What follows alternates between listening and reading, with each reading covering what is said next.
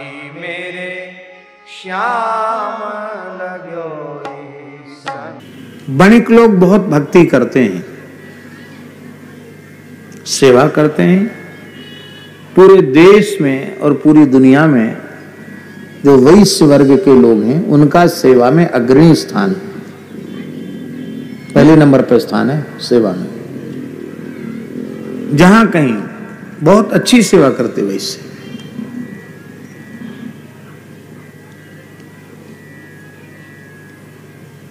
बहुत बड़े बड़े संस्थान या प्रतिष्ठान आप देखिए तो उसमें महत्वपूर्ण सेवा किसी की है तो वो वैश्य वर्ण की है। वैश्य किसको? केवल वर्ण से ही वैश्य नहीं, व्यापार करने वाले लोग, क्योंकि अधिक सेवा की सामर्थ्य भगवान उन्हीं को देते हैं जिनका कोई व्यवसाय है। कई बार लोगों में सामर्थ्य बहुत होती है पर वे भाव से बड़े दरिद्र होते हैं, उनकी हिम्मत ही नहीं होती कि हम कुछ खर्च करें, हिम्मत नहीं होती। कमाना सब जानते हैं पर खर्च करना सबको आता नहीं है। और इस विषय में बुंदेलखंड के ऊपर भगवान की बड़ी कृपा है। क्या कृपा है?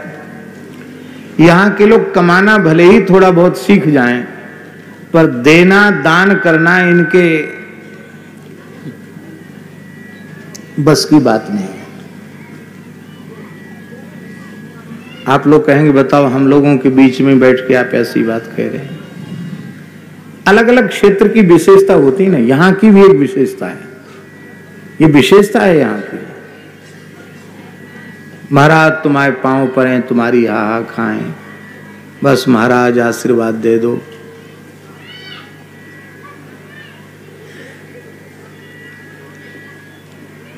विनम्रता और भावना तो एक नंबर की है पर सेवा में बहुत पीछे है बुंदेलखंड। यही कारण है, सेवा में दरिद्र होने के कारण ही इस क्षेत्र की समृद्धि नहीं हुई। आपको कड़वी बात लग रही होगी, अच्छी बात कड़वी लगती है, पर राजस्थान में आप देखिए रेत उड़ रही है, साल में एक खेत फसल होती है बाजरे की, वो भी पानी बरस जाए तो। रेत में क्या पैदा होगा? उपजाऊ मिट्टी नहीं है, पानी नहीं है। अब तो नर्मदा जी की कृपा से पानी भी पहुंच गया, पानी नहीं है, खेती नहीं है। और वहां के लोग दान पुण्य में बहुत आगे हैं। उसका परिणाम यह है कि छोटे से छोटे गांव में भी 10-5 लोग विदेश में हैं। गांव में बड़ी बड़ी हवेलियां बनी हुई हैं, आप आंखों से जाकर देखिए, गांव में बड़ी बड़ी हवेलियां बनी हुई हैं। और भारत का नहीं, इसमें पूरी दुनिया का व्यापार मारवाड़ी के हाथ में है। दुनिया का कोई ऐसा देश नहीं जहां राजस्थान का व्यक्ति व्यापार के क्षेत्र में मजबूत स्थिति में न मिले। और उसका केवल एक ही कारण है कि वहां की संस्कारित भूमि के लोग अपनी आय का एक निश्चित अंश धर्मादय का निकालते हैं कि ये हमारा नहीं है, ये तो धर्म कर्म के लिए ही है।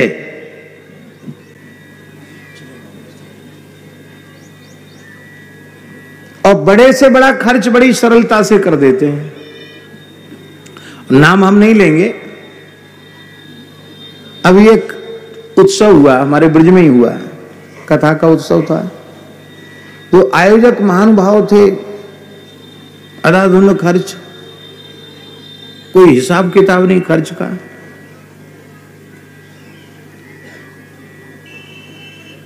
अब बधाई में, नंदोत्सव की बधाई में आम जनता को 2-2 हजार रुपया उड़ाने से उड़ा दिए।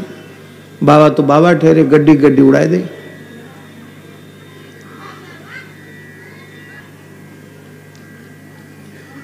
भैया इतना पैसा कहां से आया?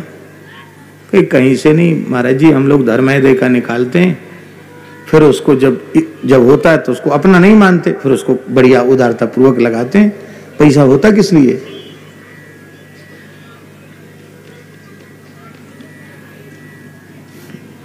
हम इसलिए नहीं कह रहे हैं कि हमको कोई स्वामी जी ने कह दिया है कि आप लोग यहां सेवा नहीं कर रहे हैं, ऐसी उन्होंने कोई शिकायत नहीं की है।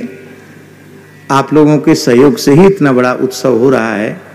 पर हम ये बात जरूर आपसे निवेदन करेंगे कि यदि अपने घर से दरिद्रता को निकालना चाहते हो तो अपनी आय का कुछ अंश, कम से कम दशांश, यदि आप 1000 रुपए कमाते हैं तो उसका दशांश कितना हुआ?